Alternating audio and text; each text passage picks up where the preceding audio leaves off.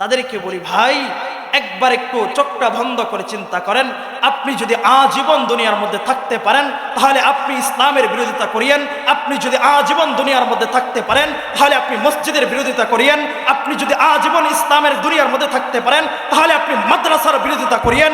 আরে ভাই, তুমি কি, তোমার মতো কত নেতা ইতিপূর্বে বাংলার জমিন থেকে এই দেশ ছেড়ে পালাতে বাধ্য হয়েছে, তুমি তো মাত্র 2 টাকার চামচিকা মাত্র। আরে ফেরাউন যার এক একটা হুঙ্কারে গোটা পৃথিবী তছনছ করত, যার এক একটা হুঙ্কারে গোটা পৃথিবী নড়ত কাঁপত, নমরুদ যার টাকা এত বেশি পরিমাণ ছিল, আপনার কারুনের এত পরিমাণ টাকা ছিল যে কারুন যে চাবিগুলো বহন করতে অন্তত 40 জন যুবকের প্রয়োজন হতো। আপনি কোত্থেকে টাকাওয়ালা হয়ে গেছেন? কারুনের চাইতে বেশি টাকাওয়ালা হয়ে গেছেন, ফেরাউনের চাইতে বেশি ক্ষমতাসীন হয়ে গেছেন। যদি হয়ে থাকেন তাহলে আপনি মসজিদের বিরোধিতা করিয়েন।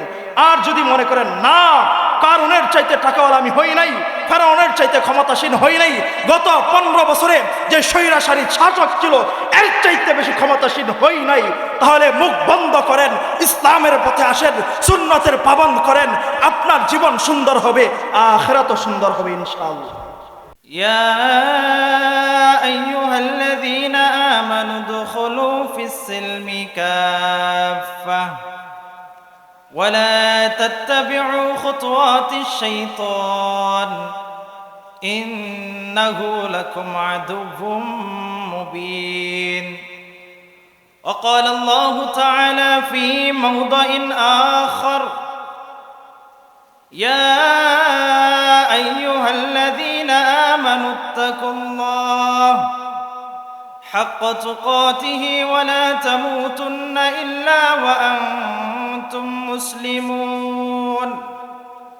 صدق الله العظيم وصدق رسوله النبي الكريم ونحن على ذلك من الشاهدين والشاكرين والحمد لله رب العالمين.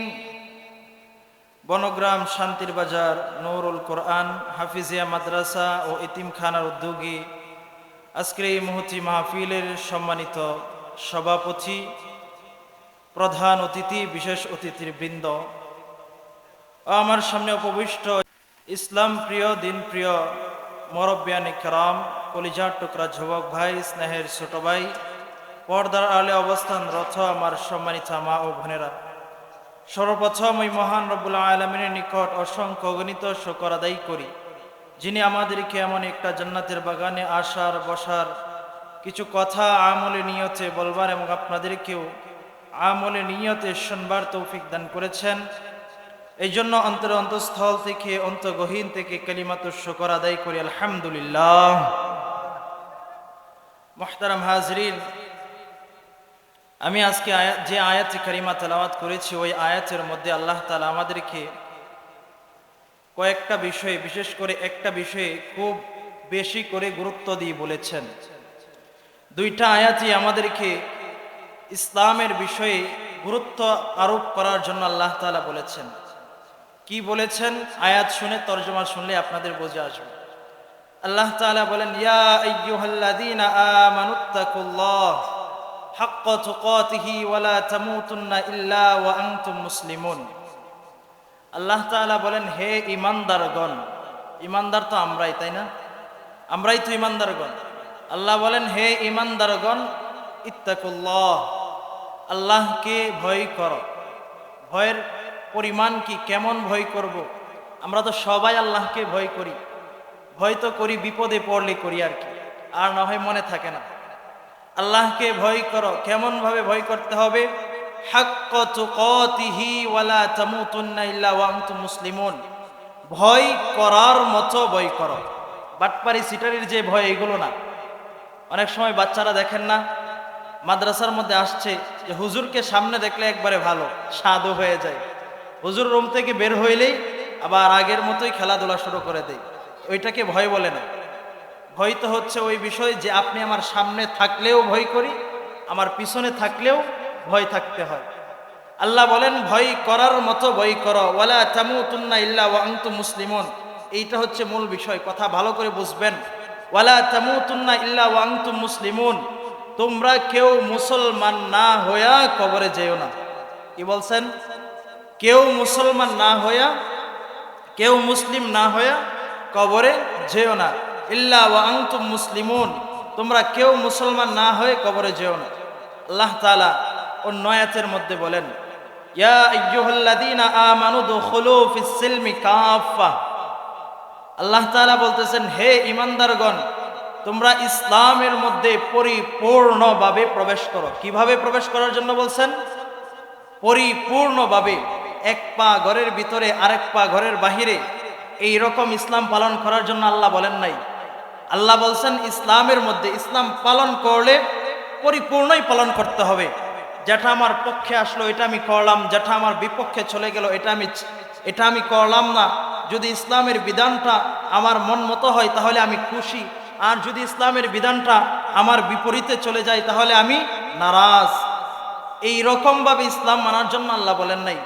আল্লাহ বলছেন ইসলামের সমস্ত বিধিবিধান যেগুলো আপনার পক্ষে যাবে, যেগুলো আপনার বিপক্ষে যাবে, সবগুলো মাথা পেতে মানার নামই মুসলমান। কি আল্লাহ বলছেন, ইয়া আইয়ুহাল্লাযীনা আমানু দুখুলু ফিস সিলমি কাফা, তোমরা ইসলামের মধ্যে পরিপূর্ণভাবে প্রবেশ করো।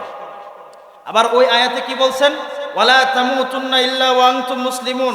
আল্লাহ হুঙ্কার ছেড়ে বলতেছেন, আমি কিন্তু বইলা দিছি যে ইসলামের মধ্যে পরিপূর্ণভাবে প্রবেশ করতে হবে। আল্লাহ আবার এটাও বলছেন যে মুসলমান না হয়ে কিন্তু কবরে আইসো না, খবর আছে। বুঝতে পারছেন আমার বিষয়? আল্লাহ এক আয়াতে বলছেন যে ইসলামের মধ্যে পরিপূর্ণ প্রবেশ করো, অন্য আয়াতের মধ্যে বলছেন যে মুসলমান না হয়ে কবরে আইসো না, মুসলমান না হয়ে কবরে আসলে খবর আছে। এখন আমার আপনার বিষয় হচ্ছে, আমি আর আপনি কুরআন আর সুন্নাহর পরিপূর্ণ জ্ঞান তো আমার নাই, ঠিক আছে না? একজন সাধারণ মানুষের কুরআন থেকে সুন্নাহ থেকে পরিপূর্ণ জ্ঞান সে বের করে করে আমল করা সম্ভব? আপনারা পারবেন যদি বলা হয় যে আপনি একটা লাইন তেলাওয়াত করেন, এখান থেকে তর্জমা করেন, এটা সম্ভব না সবার ক্ষেত্রেই, যারা আলেম ছাড়া। তো এখন আপনি আর আমি ইসলামের মধ্যে যে পরিপূর্ণ প্রবেশ করার জন্য বলছেন, তো এই আমল আমি করব কিভাবে? প্রশ্ন ওঠে না? আপনাদের জন্য মুফাসসিরিনে কেরাম বলেন, এই আয়াতের তাফসিরে মুফাসসিরিনে কেরাম বলেন, কোনো ব্যক্তি যদি তার জীবনের মধ্যে ন্যূনতম 4টা বিষয়ের উপর আমল করে, আশা করা যায় সে পরিপূর্ণ মুমিন হয়ে কবরে যাবে। সুবহানাল্লাহ। 4টা বিষয় শুনবেন, সংক্ষেপে বলি। 4টা বিষয় বলেই আমি শেষ করে দিব। 1 নাম্বার, একজন ব্যক্তি যদি তার ঈমানকে পরিপূর্ণ করে নেয়, ঈমানকে নবায়ন করে নেয়, সংক্ষেপে আগে বলি, তারপর বিশ্লেষণ একটু একটু করবো ইনশাআল্লাহ। 1 নাম্বার, প্রথম ঈমানকে ঠিক করতে হবে। কি করতে হবে? ঈমানকে ঠিক করতে হবে। 2 নাম্বার, আল্লাহ তাআলার দুনিয়ার মধ্যে যত ফরজিয়াত দান করেছেন, ফরজিয়াত বুঝি যত ফরজ বিধান আছে, সমস্ত ফরজ বিধান চাই সেটা আমার পক্ষে হোক অথবা বিপক্ষে হোক, ওইটা মাথা পেতে মেনে নিতে হবে। কয়টা হলো? 2টা। 3 নাম্বার, আল্লাহ তাআলা তার হাবিব সাল্লাল্লাহু আলাইহি ওয়াসাল্লাম জীবনে যত সুন্নাহ পালন করেছেন, সবগুলো সুন্নাহ আমাকে মানার জন্য সর্বদাই সচেষ্ট থাকতে হবে। কয়টা গেল? 3টা। 4 নাম্বার, আমি আমার জীবনে যত আমল করব, সমস্ত আমল ইখলাস অনুযায়ী, খাঁটি নিয়ত অনুযায়ী হতে হবে। সুবহানাল্লাহ। এই 4টার থেকে যদি কোনো মানুষ একটা ছেড়ে দেয়, আরেকটা করে, আরেকটা ছেড়ে দেয়, আরেকটা করে, যেটা ভালো লাগলো সেটা করলো, যেটা ভালো লাগলো না সেটা ছেড়ে দিল, ওই ব্যক্তি আশা করা যায় না সে যে মুসলমান হয়ে কবরে যাবে। খুব গুরুত্বপূর্ণ বিষয়। এবার আসেন, 1 নাম্বার কি বলছিলাম? ঈমান কি করা? মজবুতি করা। ঈমান কি জিনিস সেটা বুঝি। হাদিসের মধ্যে বিশ্বনবী সাল্লাল্লাহু আলাইহি ওয়াসাল্লাম, একটা হাদিস আছে, যেই হাদিসের নাম হাদিসে জিব্রাইল বলা হয়। সম্পূর্ণ হাদিস বলার সময় নাই। একদিন আল্লাহ নবী সাল্লাল্লাহু আলাইহি ওয়াসাল্লাম, আমরা যেভাবে মজমার মধ্যে বসে আছি এভাবে মজমার মধ্যে বসে আলোচনা করতেছিলেন। তো তখন হঠাৎ করে ওমর রাদিয়াল্লাহু তাআলা আনহু বর্ণনা করেন, হঠাৎ করে আমাদের মজমাকে ছেদ করে ভেদ করে কে যেন সাদা পোশাক পরিহিত একজন ব্যক্তি সামনে আসলেন। নবীজির সামনে এসে আত্তাহিয়াতুর সূরাতে বসে পড়েন। বলেন না সুবহানাল্লাহ। এসে নবীজিকে প্রশ্ন করেন, ইয়া রাসূলুল্লাহ, ইয়া হাবিবাল্লাহ, আখবিরনি আনিল ঈমান। নবীজির কাছে প্রশ্ন করে, ইয়া রাসূলুল্লাহ, ইয়া হাবিবাল্লাহ, আমাকে ঈমান সম্পর্কে বলেন। নবীজি বলেন ঈমানের সংজ্ঞা। নবীজি বলতেছেন, নবীজি বলেন আনতুমিনা বিল্লাহ ওয়া মালাইকাতিহি ওয়া কুতুবিহি ওয়া রুসুলিহি ওয়াল ইয়াউমিল আখির ওয়াল কদরি খাইরিহি ওয়া শাররিহি মিনাল্লাহি তাআলা ওয়াল বা'সি বা'দাল মাউত। নবীজি বলেন ঈমানের একটা সংজ্ঞা বলেছেন। নবীজি বলেন আল্লাহ তাআলার উপর বিশ্বাস স্থাপন করা, পৃথিবীর মধ্যে আল্লাহ তাআলা যত মালাইকা পৃথিবীর মধ্যে আল্লাহ পাঠিয়েছেন, বানিয়েছেন, সমস্ত ফেরেশতাদের উপর বিশ্বাস স্থাপন করা। 3 নম্বর বলেছেন আল্লাহ তাআলা যত কিতাব দুনিয়াতে পাঠিয়েছেন, কোরআন থেকে নিয়ে আল্লাহ তাআলা এই পৃথিবীর শুরু লগ্ন থেকে মুহাম্মদ সাল্লাল্লাহু আলাইহি ওয়াসাল্লামের উপর পর্যন্ত যত কিতাব আল্লাহ নাজিল করেছেন, সমস্ত কিতাবের উপর ঈমান আনাম। 4 নম্বর বলেছেন আল্লাহ তাআলা দুনিয়াতে আল্লাহ তাআলা যত নবী পাঠিয়েছেন, বাবা হযরত আদম আলাইহিস সালাতু ওয়াস সালাম থেকে নিয়ে আমাদের শেষ নবী মুহাম্মদ সাল্লাল্লাহু আলাইহি ওয়াসাল্লাম পর্যন্ত যত নবী আল্লাহ তাআলা দুনিয়াতে পাঠিয়েছেন, সমস্ত নবীদের উপর ঈমান আনাম। 5 নম্বর বলেছেন দুনিয়ার ভালো মন্দ একমাত্র আল্লাহর উপর ছেড়ে দেওয়া। আল্লাহ তাআলা যে দুনিয়ার খারাপ মন্দ সব কিছু আল্লাহর উপর ছেড়ে দেওয়া, তাকদীরে উপর বিশ্বাস করা। 7 নম্বর বলেছেন কবরের মধ্যে যাওয়ার পরে আল্লাহ তাআলা আবারও আমাদেরকে পুনর্জীবিত করবেন, আবারও আমাদেরকে জীবিত করবেন, ওইটার উপর বিশ্বাস স্থাপন করা। মেরে মোহতারাম ভাইও, এটা শুধুমাত্র নবীজি সাল্লাল্লাহু আলাইহি ওয়াসাল্লাম একটা ঈমানের সংজ্ঞা বুঝিয়েছেন। এইগুলোর উপর ঈমান যে ব্যক্তি রাখবে সে মুমিন। এছাড়াও ইসলামের যত বিধিবিধান আছে, সমস্ত বিধিবিধানগুলো মাথা পেতে মেনে নেওয়ার নাম কি বলেন? ঈমান। সমস্ত বিধিবিধানগুলো মাথা পেতে মেনে নেওয়ার নাম ঈমান। ঈমান তো এটা বুঝলাম স্বাভাবিকভাবে, ঠিক না? এবার আসেন 2 নম্বর বলছিলাম আল্লাহ তাআলা যত ফরজিয়াত নাজিল করেছেন, সমস্ত ফরজিয়াতগুলো ভালোভাবে মানা। ফরজিয়াতের মধ্যে নামাজ ফরজ কিনা বলেন? নামাজ ফরজ। পর্দা ফরজ কিনা বলেন? পর্দা ফরজ। হালাল রিজিক অন্বেষণ করা ফরজ কিনা বলেন? পর্দা ফরজ, হালাল রিজিক অন্বেষণ করা ফরজ, ইত্যাদি ইত্যাদি আর অনেকগুলো ফরজ আছে। তার মধ্যে একজন ব্যক্তি ন্যূনতম যার মধ্যে ঈমান আছে ওই তাগিদ করে ওই ব্যক্তি নামাজ আদায় করবে 5 ওয়াক্ত। কোথায়? মসজিদে। কোথায়? মসজিদে। এখন আসেন, আমাদের সমাজে এমন কিছু ব্যক্তি আছে যারা বলে যে আমি নামাজ না পড়লে কি হবে, আমার ঈমান ঠিক আছে, বলে কি না? আরে আপনারা মনে হয় শুনেন নাই, চায়ের স্টলের মধ্যে বসেন, বসার পরে দেখবেন লম্বা লম্বা লেকচার, মসজিদের ধারে কাছেও আসে না। সময় চলে যায়, মাস চলে যায়, বছর চলে যায়, তো একদিনও মসজিদে আইসা পশ্চিম দিকটা কিরকম ওইটাও সে জানে না। তো সব বলে আরে বেটা আমি নামাজ না পড়লে কি হবে, আমার ঈমান ঠিক আছে। অমুকে যে নামাজ পড়ছে, পয়রা কি করছে? এই কথা বলার সাথে সাথে বেঈমান হয়ে গেছে। কি হয়ে গেছে? বেঈমান হয়ে গেছে। অথচ আল্লাহর একটা ফরজ বিধান, যেই বিধান ইসলামের মধ্যে যদি কোনো মানুষ নামাজেই না পড়ে, সে তো কোনো মুসলমানই। আপনার মধ্যে আর কাফেরের মধ্যে মুসলমান কিনা এটার পার্থক্যকারী যে ইবাদত, ওইটার নাম হচ্ছে নামাজ। সুবহানাল্লাহ। তো যারা এগুলো বলে এরা কি? এরা হচ্ছে শয়তানের এজেন্ট। কি? শয়তানের এজেন্ট। এরা চায় নিজেরাও বেঈমান থাকবে, আরো 10 জনকে বেঈমান বানিয়ে কবরে পাঠানোর জন্য। বুঝেন নাই মনে হয়? শয়তান যদি আপনার সামনে সামনে আসতো, আমরা মানুষ যেভাবে মানুষের সামনে যায়, তাহলে শয়তানের হাড্ডি গুড্ডি একটাও থাকতো নাকি? মোটামুটি যে বেটা হাঁটতে পারে না সেও একটা লাত্তি দিত দেখলে। এখন শয়তান তো সামনে আসতে পারবে না, শয়তানের এজেন্ডার দরকার আছে না? কথা বুঝেন নাই মনে হয়? আরে কোম্পানির থেকে, আপনাদের অঞ্চলে তো ফিডের ব্যবসা খুব জমজমাট চলে, ঠিক না? কোম্পানির থেকে যে ফিড বানায়, এই ফিডটা কি গ্রাহক পর্যন্ত পৌঁছাতে পারে নাকি?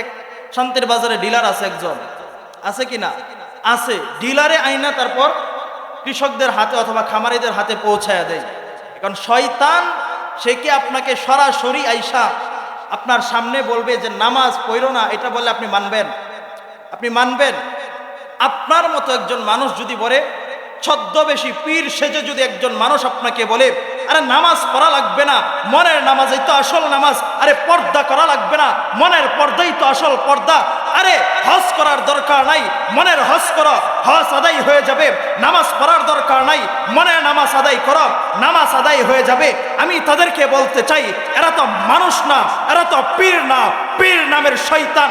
এরা চাই আমার দেশের সরল মানা মুসলমানগুলোকে, আমার দেশের সরল মানা মানুষগুলোকে ঈমান থেকে সরিয়ে দিয়ে বেঈমান বানিয়ে কবরে পাঠানোর জন্য চাই। কথা বলেন ঠিক কিনা? এদেরকে যেখানেই পাবেন, বেশি না, অল্প অল্প একটু শাস্তা করেন, এগুলো আপনাদের দায়িত্বে দিয়ে গেলাম। কথা গেল, নামাজ যদি কোনো ব্যক্তি না পড়ে, সে যে মুসলমান কি মুসলমান না, এটার মধ্যে পার্থক্যকারী কি? নামাজ। আল্লাহ নবী সাল্লাল্লাহু আলাইহি ওয়াসাল্লাম হাদিসের মধ্যে বলেন, আউয়ালু মা ইউহাসাবু বিহিল আবদু ইয়াউমাল কিয়ামাতিস সালাহ। আল্লাহ তাআলা কাল কিয়ামতের ময়দানে বান্দার থেকে যে হিসাব নিবেন, ওই হিসাবের নাম হচ্ছে প্রথম হিসাব যেটা নিবেন। অর্থাৎ আল্লাহ তাআলা হাসরের মাঠ কায়েম হয়ে যাবে। কায়েম হওয়ার পরে আল্লাহ তাআলা এটা জিজ্ঞাসা করবেন না, এ কলিমুদ্দিন তোর বাজারে দোকান কয়টা ছিল, এ সলিমুদ্দিন তোর ব্যবসা কয়টা ছিল। আল্লাহ তাআলা এগুলো কিচ্ছু জিজ্ঞাসা করবেন না। আল্লাহ বলবেন, বান্দা আসো, নামাজের হিসাবটা করাই গন্ডাই দিয়ে দাও। নামাজের হিসাব ঠিক, বাকি সবগুলো অটোমেটিক ঠিক হয়ে যাবে। অর্থাৎ নামাজের গুরুত্ব ইসলামে আছে না নাই? মেরে মুহতারাম ভাইও, আজকে থেকে ওয়াদা করেন যে আর জীবনে নামাজ ছাড়বো না। বলেন না, আর জীবনে নামাজ ছাড়বো না। হাত তুলেন, হাত তুলে আল্লাহকে দেখান, মালিক আপনাকে দেখাচ্ছে, আল্লাহ আপনাকে সাক্ষী রেখে বলে আপনার বান্দাগুলো হাত তুলেছে, আল্লাহ এই বান্দাগুলোকে আপনি কবুল আর মঞ্জুর করেন, আমিন। মেরে মুহতারাম ভাইও, কি গেল? নামাজ গেল। আরো ফরজিয়াত আছে কিনা? যেটা সমাজের মধ্যে সবচেয়ে অবহেলিত, এটা বলি, এটা হচ্ছে পর্দা। এটার নাম কি? পর্দা।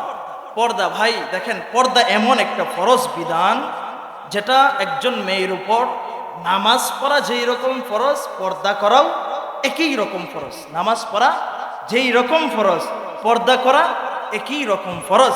অথচ অত্যন্ত দুঃখের সাথে বলতে হয় যে আমাদের সমাজের মধ্যে অনেক মানুষ এরকম আছে যে পর্দা কি জিনিস এইটাই বুঝে না। পর্দা কি জিনিস এইটাই বুঝে না। মনে করে পর্দা এটা কি খায় নাকি মাথা দেয় নাকি অন্য কিছু করে নাকি ব্যবহার করে, কিচ্ছু বুঝে না। আসলে এই মানুষগুলো বোঝার দরকার আছে কিনা? পর্দা ভাই, আপনি আপনার মেয়েকে, আপনার সন্তানকে, আপনার ওয়াইফকে, আপনার স্ত্রীকে, আপনার অধীনস্থ যত মহিলা আছে তাদেরকে পর্দা করানো, এটা প্রত্যেকটা পুরুষের উপর, প্রত্যেকটা আপনার পুরুষ ব্যক্তির উপর ফরজে আইন। যদি ঘরের মধ্যে পরিবেশ না থাকে, সেই পরিবেশ কইরে দেওয়া, সিস্টেম করে দেওয়া, সেটাও পুরুষের দায়িত্ব। এগুলো যদি আপনারা না করেন, একজন মানুষ যদি বেঈমান হয়ে আপনার দায়ুস হয়ে মারা যায়, অর্থাৎ যারা পর্দা করে না তারাই দায়ুস, দায়ুস হয়ে যদি মারা যায়, নবীজি বলেন ওই ব্যক্তি জান্নাতে যাবে না। নাউজুবিল্লাহ বলবেন না, ওই ব্যক্তি জান্নাতে যাবে না। অর্থাৎ দায়ুস হয়ে যদি কোনো মানুষ মারা যায়, তাহলে সে জান্নাতে যেতে পারবে না। একজন মহিলা অন্তত 4 জন ব্যক্তিকে নিয়ে সে জাহান্নামে যাবে, একা যাবে না। পর্দার জন্য কয়জনকে? 4 জনকে। সে বাবাকে দোষারোপ করবে, সে স্বামীকে দোষারোপ করবে, শ্বশুরকে দোষারোপ করবে, এরপরে তার অধীনস্থ বড় ভাইকে দোষারোপ করবে।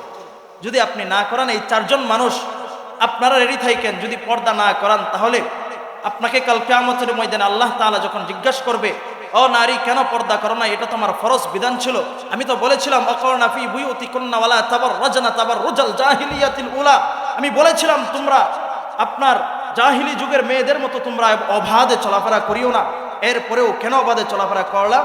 তখন বলবে, আমার বাবা আমাকে কিচ্ছু বলে নাই, আমার ভাই আমাকে বলে নাই, আমার স্বামী আমাকে বলে নাই, আমার শ্বশুর আমাকে বলে নাই, যার কারণে আমি এভাবে চলেছি। তখন আল্লাহ বলবেন, যাও এদেরকে ঘাড়ে ধরে ধরে টেনে হেসড়ে জাহান্নামে নিয়ে যাও। এই জন্য পর্দার দরকার আছে না নাই? পর্দার দরকার আছে। পর্দা করাবেন, আপনার সন্তানকে পর্দা করাবেন, এই সন্তানের ঘর থেকে আল্লাহর ওলি বের হবে ইনশাআল্লাহ। সুবহানাল্লাহ বলবেন না? আরে ভাই, আপনি যদি নিম গাছ লাগান তো এটা থেকে আঙ্গুর ফল পাওয়ার আশা রাখেন নাকি? যে রাখে এটা কি বোকা? আপনি যদি ছোট থেকে এটাকে দ্বীনের শিক্ষা না দিয়ে আপনি বড় করেন, তাহলে কিভাবে আশা করেন যে আপনার এই ঘর থেকে, আপনার ঘর থেকে বিবাহ শাদীর পরে এখান থেকে আল্লাহর ওলি বের হবে, আব্দুল কাদের জিলানী বের হবে?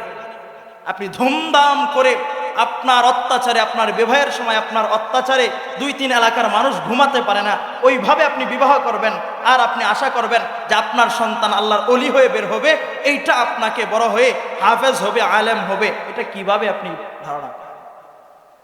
আপনার সন্তান আলেম হওয়ার জন্য, হাফেজ হওয়ার জন্য আগে আপনাকে সহি হতে হবে, আপনাকে ঠিক হতে হবে।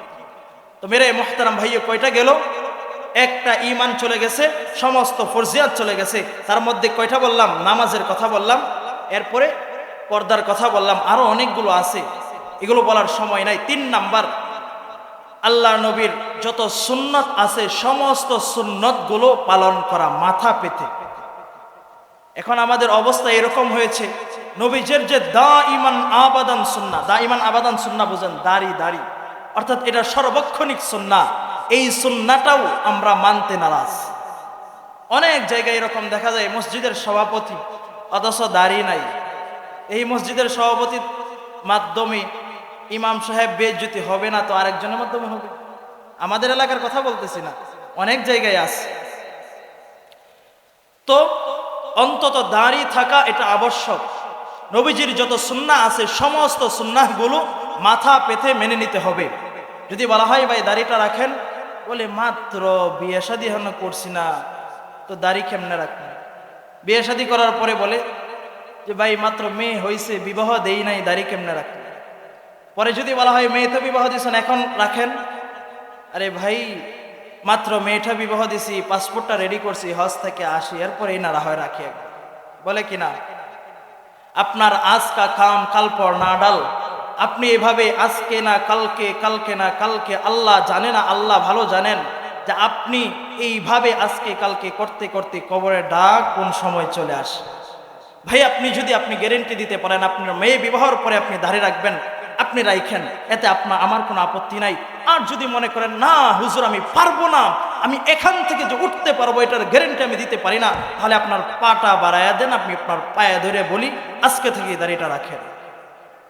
আর যদি গ্যারেন্টি দিতে পারেন তাহলে এটা আপনার ইচ্ছা, আপনি যখন মরবেন তখন রাখেন যান। তো দাড়ি যদি রাখে কোনো ব্যক্তি, যদি সুন্নাহ পালন করে, তাহলে তার উপকার কি? নবীজি বলেন মান আহাব্বা সুন্নতি ফাকাদ আহাব্বানি ওয়া মান আহাব্বানি কানা মাই ফিল জান্নাহ। নবীজি বলেন কোন মানুষ যদি আমার সুন্নতকে অনুসরণ করে, মান আহাব্বা সুন্নতি, কোন ব্যক্তি যদি আমার সুন্নতকে মহব্বত করে, ফাকাদ আহাব্বানি, সে যেন আমাকেই মহব্বত করলো, ওয়া মান আহাব্বানি কানা মাই ফিল জান্নাহ, আর যে ব্যক্তি আমাকে মহব্বত করবে কাল কিয়ামতের ময়দানে সে জান্নাতের মধ্যে আমার সাথে থাকবে। দাড়ি রাখার ফায়দা আছে না নাই? সুন্নাতগুলো মানার ফায়দা আছে না নাই? যে ব্যক্তি সুন্নাতগুলো মানবে তার জীবনে রোগ আসবে না, যে ব্যক্তি সুন্নাত মানবে তার জীবন জান্নাতি জীবন হয়ে যাবে। যদি আপনি ঘরের মধ্যে সুন্নাতের আমল করেন, ঘর জান্নাতের ঘর হয়ে যাবে। যদি মসজিদের মধ্যে সুন্নাতের আমল করেন, মসজিদ জান্নাতি মসজিদ হয়ে যাবে। যদি আপনি সমাজের মধ্যে সুন্নাত চালু করে দেন, সমাজের মধ্যে চুরি থাকবে না, খুন খারাপি থাকবে না, এই সমাজের মধ্যে খারাপ অবৈধ কাজ হতে পারবে না, এই সমাজ আস্তে আস্তে অটোমেটিক ঠিক হয়ে যাবে। মেরে মোহতারাম ভাইও, আমাদের সমাজে এক প্রকার মানুষ চাই যে সুন্নত মনে হয় শুধু মসজিদের ভিতর, সুন্নত মনে হয় শুধু ইমাম সাহেবের গালের মধ্যেই সুন্নত থাকবে, আর বাকি কোথাও সুন্নতের দরকার নাই। আমি আপনাদের কাছে প্রশ্ন রাখতে চাই, নবীজি সাল্লাল্লাহু আলাইহি ওয়াসাল্লামের সুন্নত শুধু ঘরের ভিতর ছিল, নাকি ঘর থেকে নিয়ে রাষ্ট্র পরিচালনা পর্যন্ত সুন্নত ছিল? কথা বলেন, ছিল কিনা? আরে নবীজি ঘরের মধ্যে, নবীজি বাবা ছিলেন না, নবীজি স্বামী ছিলেন না, এরপর নবীজি ইমাম ছিলেন না, হ্যাঁ, নবীজি সাল্লাল্লাহু আলাইহি ওয়াসাল্লাম সমাজ চালান নাই, নবীজি রাষ্ট্র নায়ক ছিলেন না। তো নবীজি যদি সুন্নাত মোতাবেক সব করতে পারেন, তাহলে আমরা যদি বলি সুন্নাত সমাজের মধ্যেও চলুক, রাষ্ট্রের মধ্যেও চলুক, আমাদের প্রত্যেকটা পরতে পরতে সুন্নতের আমল হয়ে যাক, তাহলে আপনাদের এত জ্বলে কেন? কথা বুঝেন না আমার? তাহলে আপনাদের জ্বলে কেন? জ্বলার কারণ আছে। যদি সমাজের মধ্যে সুন্নাত জারি হয়ে যায়, তাহলে হবে কি? সমাজের ঘুষ বন্ধ হয়ে যাবে। বুঝেন নাই কথা? সমাজের মধ্যে যদি সুন্নাত জারি হয়ে যায়, তাহলে সমাজ থেকে ঘুষ বন্ধ হয়ে যাবে। সমাজের মধ্যে যদি সুন্নাত জারি হয়ে যায়, সমাজের মধ্যে হারাম কাজ বন্ধ হয়ে যাবে। সমাজের মধ্যে যদি সুন্নাত জারি হয়ে যায়, অবৈধ যত কাজ আছে সবগুলো বন্ধ হয়ে যাবে। আর এগুলো যদি বন্ধ হয়ে যায় তাহলে এক প্রকারের মাথার ঘুম হারাম হয়ে যাবে। কথা বলেন ঠিক কিনা? এই জন্য তারা চাই না যে সমাজের মধ্যে সুন্নাত জারি হোক।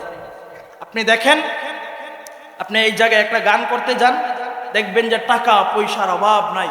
অমুক নেতা বলবে, আরে বাতিজা করো, আমি আছি তোমার সাথে। তারপরে অন্যজনে বলবে, আরে করো, টাকা পয়সার চিন্তার দরকার নাই, টাকা পয়সা আমরা দিমনে, বাস করে দিমনে, তোমরা খালি আগায় যাও।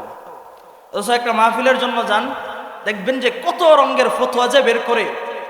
আরে গত কয়েকদিন আগে না এখানে মাহফিল হয়ে গেছে, হুজুর আপনি কি শুরু করছেন, আবার এখানে মাহফিল শুরু করতেছেন? পাইলেন কি আপনারা? আপনারা কি আমাদেরকে চুষে খাবেন? এই সমস্ত কথাবার্তা যারা বলে তাদেরকে বলি, ভাই একবার একটু চোখটা বন্ধ করে চিন্তা করেন। আপনি যদি আজীবন দুনিয়ার মধ্যে থাকতে পারেন তাহলে আপনি ইসলামের বিরোধিতা করিয়েন। আপনি যদি আজীবন দুনিয়ার মধ্যে থাকতে পারেন তাহলে আপনি মসজিদের বিরোধিতা করিয়েন। আপনি যদি আজীবন ইসলামের দুনিয়ার মধ্যে থাকতে পারেন তাহলে আপনি মাদ্রাসার বিরোধিতা করিয়েন। আরে ভাই, তুমি কি, তোমার মতো কত নেতা ইতিপূর্বে বাংলার জমিন থেকে এই দেশ ছেড়ে পালাতে বাধ্য হয়েছে, তুমি তো মাত্র 2 টাকার চামচিকা মাত্র। আরে ফেরাউন যার এক একটা হুঙ্কারে গোটা পৃথিবী তছনছ করতো, যার এক একটা হুঙ্কারে গোটা পৃথিবী নড়তো কাঁপতো। নমরুদ, যার টাকা এত বেশি পরিমাণ ছিল, নমরুদের আপনার কারুনের এত পরিমাণ টাকা ছিল যে কারুন যে চাবিগুলো বহন করতো অন্তত 40 জন যুবকের প্রয়োজন হতো। আপনি কোত্থেকে টাকাওয়ালা হয়ে গেছেন? কারুনের চাইতে বেশি টাকাওয়ালা হয়ে গেছেন, ফেরাউনের চাইতে বেশি ক্ষমতাসীন হয়ে গেছেন। যদি হয়ে থাকেন তাহলে আপনি মসজিদের বিরোধিতা করিয়েন। আর যদি মনে করেন না, কারুনের চাইতে টাকাওয়ালা আমি হই নাই, ফেরাউনের চাইতে ক্ষমতাসীন হই নাই, গত 15 বছরে যে স্বৈরাচারী শাসক ছিল এর চাইতে বেশি ক্ষমতাসীন হই নাই, তাহলে মুখ বন্ধ করেন, ইসলামের পথে আসেন, সুন্নতের পাবন্দ করেন। আপনার জীবন সুন্দর হবে, আখিরাতও সুন্দর হবে ইনশাআল্লাহ।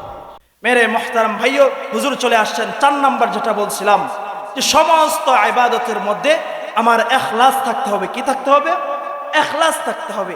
আপনি যদি মানুষকে দেখানোর জন্য আপনি ইবাদত করেন, ওই ইবাদতের কথা নবীজি বলেন যে এই ব্যক্তি গোপনে শিরিক করলো। কি করলো?